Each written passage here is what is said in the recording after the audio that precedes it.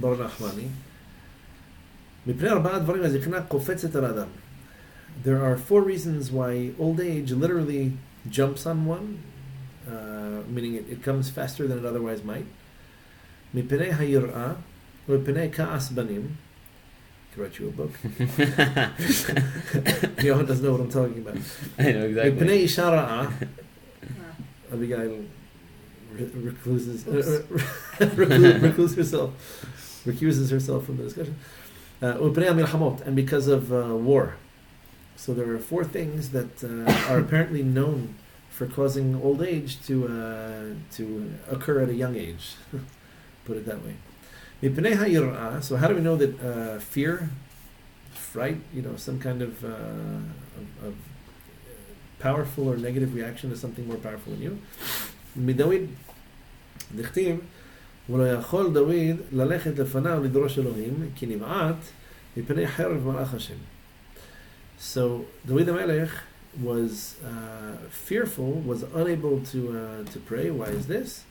Because he sees the sword of an angel of Hashem. If I'm not mistaken, this is when he had the possibility to kill Shaul, didn't, backed off. So a certain degree of fear or fright comes into the picture. Makativ acharau, and so what appears two psukim later with David Zaken? No, I'm sorry, that can't be because there was somebody young. I don't remember the context here. At any rate, David Zaken, David HaMelech was elderly, so no, I'm sorry, that could make sense because he's supposed to be young and it's described that he's old. So Divrei Yamim is a summary of it's relatively short form of the entire Tanakh.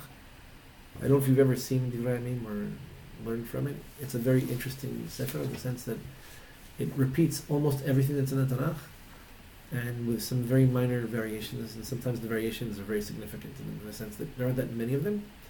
Sometimes there are details filled in from Divrei Yamim that you don't have in the original text. Sometimes you have salient features of a story that appear in the Torah, for example, might appear in Divrei Yamim in very short form. It'll put an emphasis on something else. It's a very interesting sefer. There's a discussion in the Gemara as to who wrote it, if it was written by more than one Navi, or if it was all summarized. I think I was thinking Shmuel Navi is credited with part of it, but it goes on up until the end of Nevuah. So I don't know off the top of my head if there's a consensus as to who concluded. At any rate, we hold Divrei Yamim Aleph and Bet, or two of the Sfarim from the Tanakh, part of the Ketuvim. So why is David? In other words, it could be this is a short summary of his life, or it could be that because of this tremendous fear that he had, all of a sudden he's described as zaken, as elderly. Mipnei ka'as banim. So what he was afraid of? Literally, either a prophetic vision or somehow while he's actually awake, the sword of Malach of Hashem that prevents him from doing whatever he wants to do. If I'm not mistaken, it's about him wanting to take retribution over against Shaul.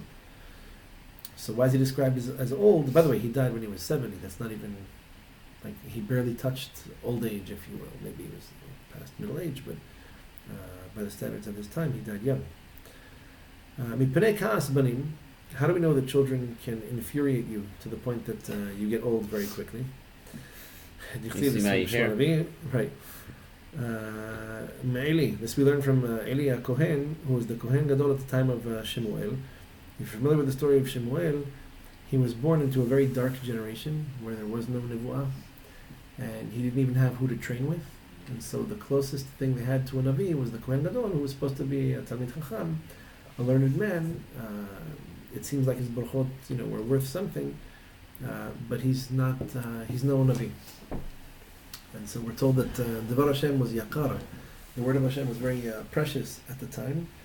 And Eli, as righteous as he was compared to his generation, had children who, according to the Talmud, married women that were not kosher for the kehuna, speaking of women repenting over regrettable lifestyles.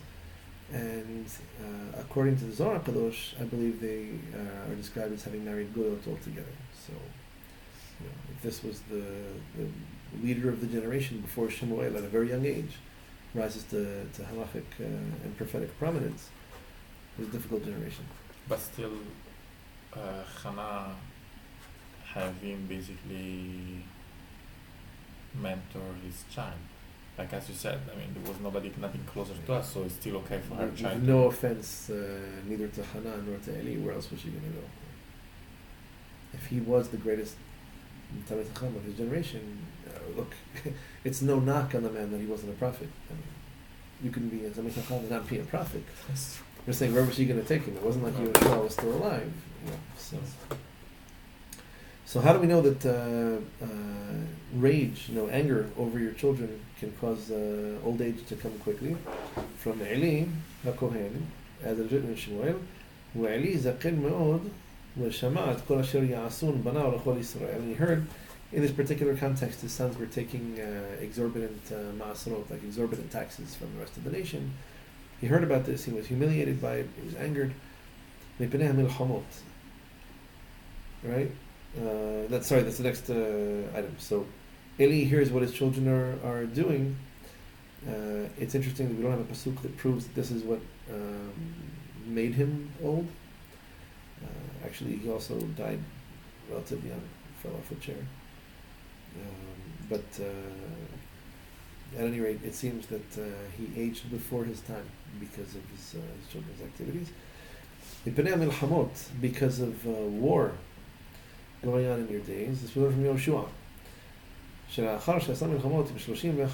After he went to war with 31 kings, he was supposed to really go to war with 32, but he knew that in doing so he would have completed his mission and suspected that he would die not long afterwards, so he thought he could prolong his life by delaying the military campaigns. So he went to war with 31 kings. Makati, but what does it say afterwards? Yoshua Zaken Baba Yamim, which incidentally Chazal point out as his punishment for having delayed the final conquests that were necessary in Israel. His life came to a maybe a more expeditious end than otherwise might have. So he's described as being old, although he could have been older, but the final chapter in his life was written because of his reluctance to conclude the military conquest of what was supposed to be the biblical land of Israel.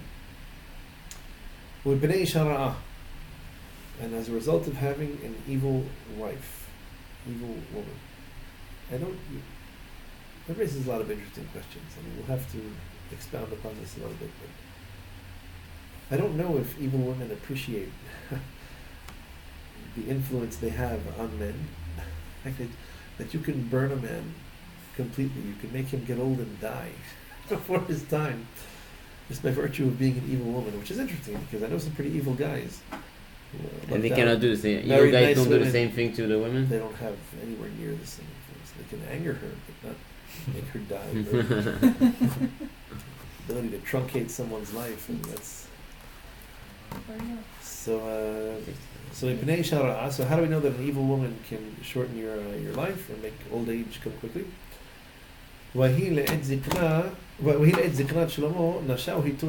Guess what? Abigail, what's the citation? I don't even know why you're asking me any question about evil woman. Oh, no. It was sheer coincidence. I know. But look at the quote. You see in parentheses? That's what we were studying right before. Melachim Aleph. What's the parak? Yod Aleph. Right? I told you next week is when the empire collapses. Right. That's how it starts. Nice. So it began with women, it ended with... I mean, good stuff happened also with women, right? Shlomo was born, right? Well, not only that, like so, even Bathsheba did we something. said that it's thanks to the Mission merits of the women. Leaving Egypt, absolutely. Okay, thank you. We didn't survive to enjoy it for very long. How many men survived that generation? Actually, very few. Caleb, Yoshua, Pinchas. The women, thankfully, all survived. They had the last to die insurance policy, Anyway, so